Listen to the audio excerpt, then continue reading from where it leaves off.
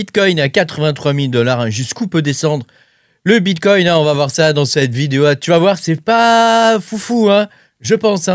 Après, voilà, je peux me tromper, comme d'habitude. Voilà, personne n'a la science infuse. Pense à me mettre un petit pouce bleu, à t'abonner à la chaîne si t'es pas abonné. Je te rappelle que tu peux me soutenir en allant sur patreon.com/makertronic. Tu peux voir mes vidéos exclusives de minage. Je suis mineur de crypto-monnaie depuis 2018-2019, dans ces eaux-là. Et voilà, je m'évertue à chercher des coins qui n'existent pas encore. Donc, je vais chercher dans les white papers, toutes sortes de projets, tout ça. Voilà, évidemment en proof of work, de façon à ce qu'on puisse les miner avant qu'ils soient listés et avant qu'ils arrivent sur le marché. Donc, on est les premiers à posséder ces coins-là et on est les premiers aussi à les vendre si on souhaite les vendre, évidemment. Alors, il y a toujours une hype au début. Pense aussi que moi, je ne suis pas conseiller financier. Donc, si tu cherches un conseil financier, mon ami, je ne sais pas qui tu peux appeler, mais en tout cas, ça ne sert à rien de regarder cette vidéo si tu cherches un conseil financier. Alors, aujourd'hui, je vais t'expliquer deux théories et je pense qu'elles vont bien ensemble. C'est la théorie des vagues d'Elliott et on va l'appliquer aujourd'hui au Bitcoin et tu vas voir que ça fonctionne très bien. Et puis, on va aussi voir une théorie macro, en particulier une théorie qui est liée au stablecoin et cette théorie-là expliquerait pourquoi Bitcoin va continuer de baisser.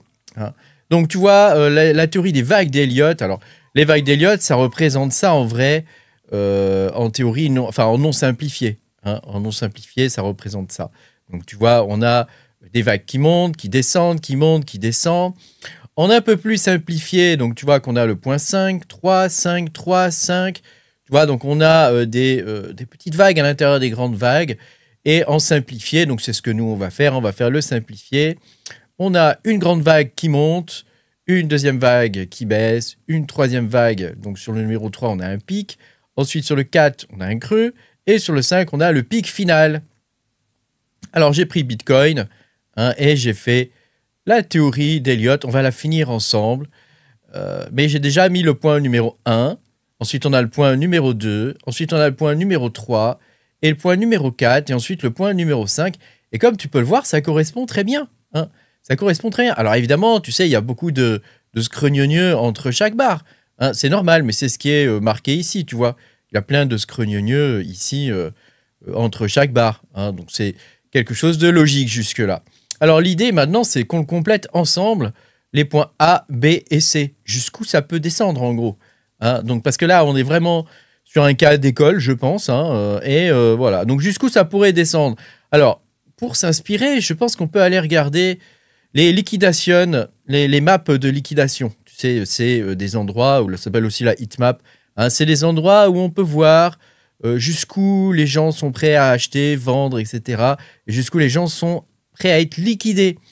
Et on peut voir ici qu'à 80 000, tu vois, à 80 000, on a un joli palier ici. Après, si on regarde ici, donc ça, c'est la même chose, Bitcoin, BTC, USDT, Liquidation Map. Et en dessous, on a la même chose, mais pour les exchanges. Et donc là, si on regarde bien, actuellement, tu vois, on est à un prix de 83 000 $. Tu vois, on peut aller jusqu'à 80 000 $ au niveau des liquidations ici. Ça ne serait pas gênant. On a des liquidations en 25 fois qui descendent ici, tu vois, jusqu'à même 72 000. Donc, ça continue, ça continue plus bas, je veux dire que 72 000. Donc, tu as compris que là, actuellement, si on doit tracer un trait, il va falloir descendre. Il va falloir descendre sérieusement. Donc là, alors, il faut bien comprendre qu'on a 3 ans. On a 3 ans, en gros, de hausse. Mais par contre, la baisse, elle est violente. La baisse, elle dure 1 an. Donc, donc là, sur l'année, c'est-à-dire qu'à partir de la baisse, c'est-à-dire que ici, c'est en octobre 2025 où la baisse a commencé, eh bien, on doit se retrouver en octobre 2026 et on doit avoir fini notre vague, tu sais, comme on a ici. Donc là, on doit être en octobre 2026. Alors, on va y aller, on va s'amuser à dessiner. Donc là, on va descendre ici jusqu'à 70 000, tranquillement, jusqu'à 70 000. Donc là, on peut se dire qu'on serait aux environs, moi je pense, de la mi-janvier, ici. Donc la baisse, tu vois, elle est violente.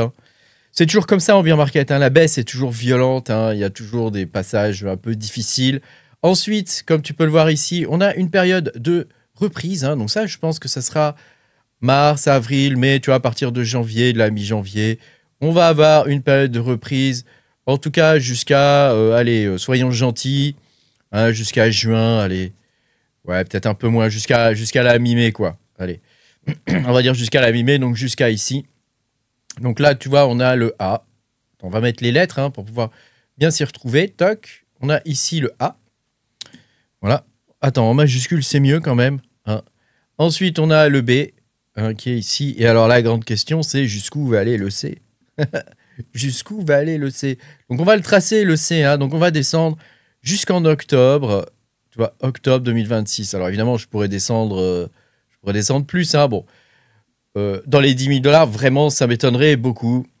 Par contre, la dernière fois, on est descendu jusqu'à 15 000 $. On a fait un pic à 15 000 $. Je pense que comme on a fait, la TH correspond à peu près au double hein, de ce qu'on avait avant. Hein. Là, je pense qu'on pourrait baisser quelque chose de raisonnable. On pourrait descendre au double de 15 000, hein, c'est-à-dire aux environs de 30 000 $, hein, à peu près. Hein. Ça me paraît logique. Tu me diras ce que tu en penses hein, dans les commentaires. Hein. Mais ça me paraît logique. Ah, mais là, c'est pas un C, là, c'est un B. Là. Oh, je mets n'importe quoi. Donc là, tu vois, on a notre théorie des vagues d'Elliott. Après, tu vois, ici, il descend jusqu'à 40. Ici, on a commencé à 40 000.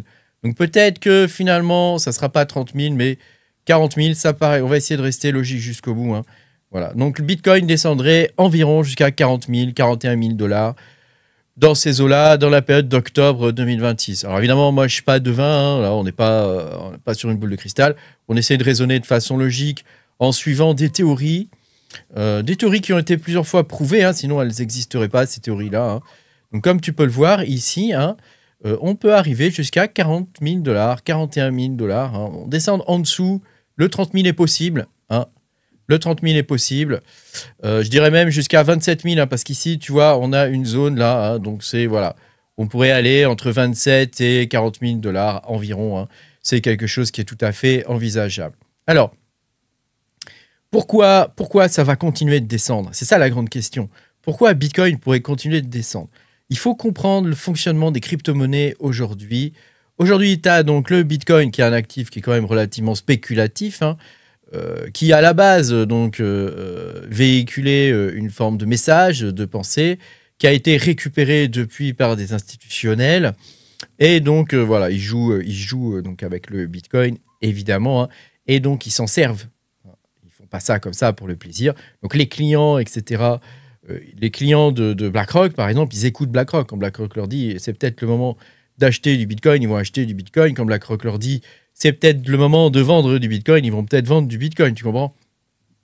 Donc, la théorie de base, c'est que quand ça crache, les gens sortent vers l'USDT et, dans une moindre mesure, vers l'USDC. Hein. Donc, tu as compris déjà que là, quand tu as une chute importante comme ça, bah, c'est le cap, le total cap, tu vois, de l'USDT qui va augmenter. Les gens sortent donc du Bitcoin pour aller vers de l'USDT et de l'USDC. Et ça, bah, à mon avis, ça arrange bien l'État américain. Parce que qu'est-ce qui se passe quand toi, tu achètes de l'USDC ou de l'USDT? Mon chien veut pas me laisser faire ma vidéo, donc que veux-tu que je te dise? Elle va participer pour le coup. Hein. Donc je reprends. Hein, je reprends. Donc bon, tu as vu que là, l'USDT, c'est une voie de sortie, l'USDT, USDC, et puis même d'autres stablecoins. Hein. Ce sont des voies de sortie, hein, pour le coup, pour Bitcoin. Hein. Et qu'est-ce qui se passe donc quand tu achètes de l'USDT ou de l'USDC? Eh bien, tu achètes en vrai des bons du trésor américain. Et donc, on a, pour le coup, mondialement, hein, on a des gens qui vont acheter de l'USDT et de l'USDC. Ça va aspirer en fait des liquidités, ça. Hein, pour se déverser vers les bons du trésor américain et donc financer la dette américaine. Et donc, dans une moindre mesure, hein, évidemment, parce que la dette américaine est colossale, hein, mais dans une moindre mesure, à partir du moment où Bitcoin baisse, ça veut dire que ça renfloue les caisses de l'État américain et ça permet de payer la dette.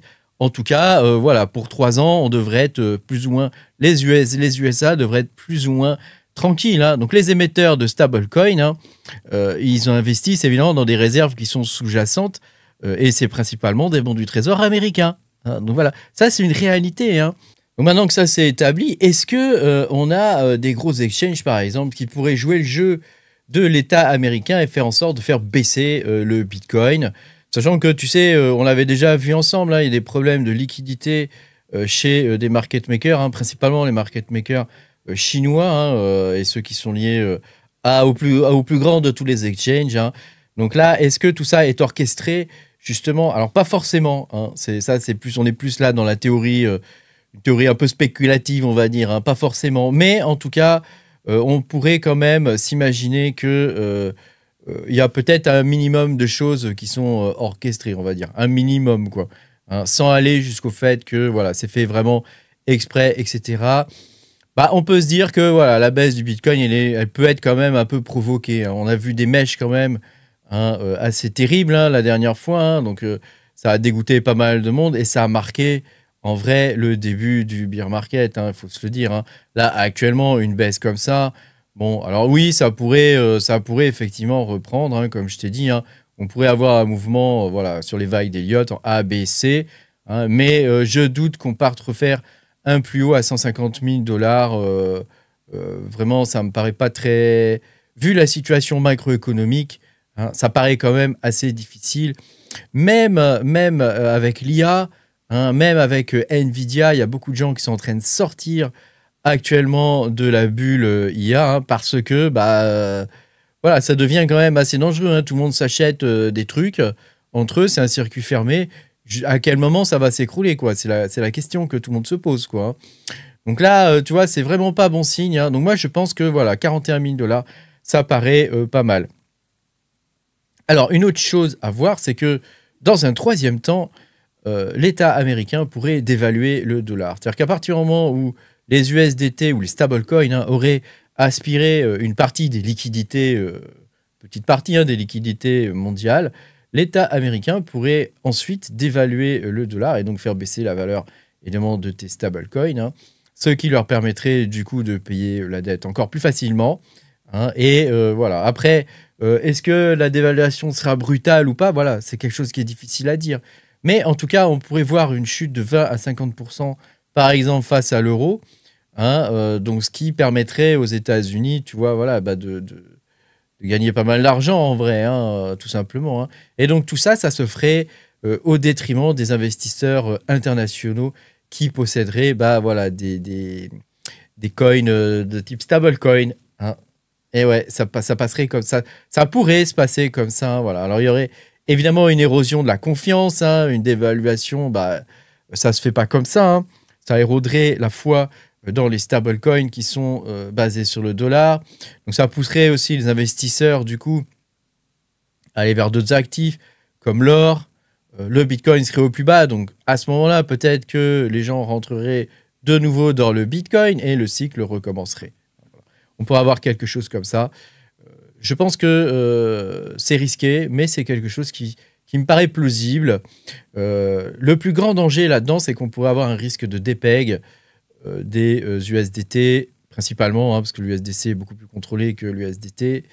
Et pour le coup, voilà, le risque de parité, voilà, c'est quelque chose où justement les banques émettrices pourraient être amenées, si la dévaluation est un peu trop brutale au niveau du dollar, ils pourraient être amenés à lutter pas mal pour garder le peg, hein. Donc ça serait quelque chose qui pourrait aggraver encore la situation.